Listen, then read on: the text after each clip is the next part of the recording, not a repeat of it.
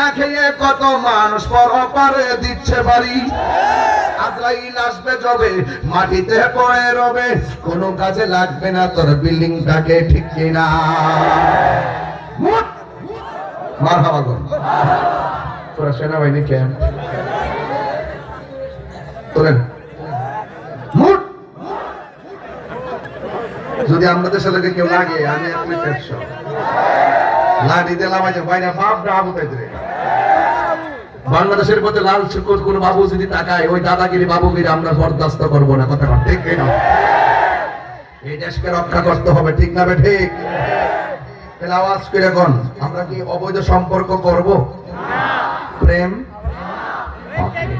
তাহলে সামনে যে আসতেছে 14ই ফেব্রুয়ারি,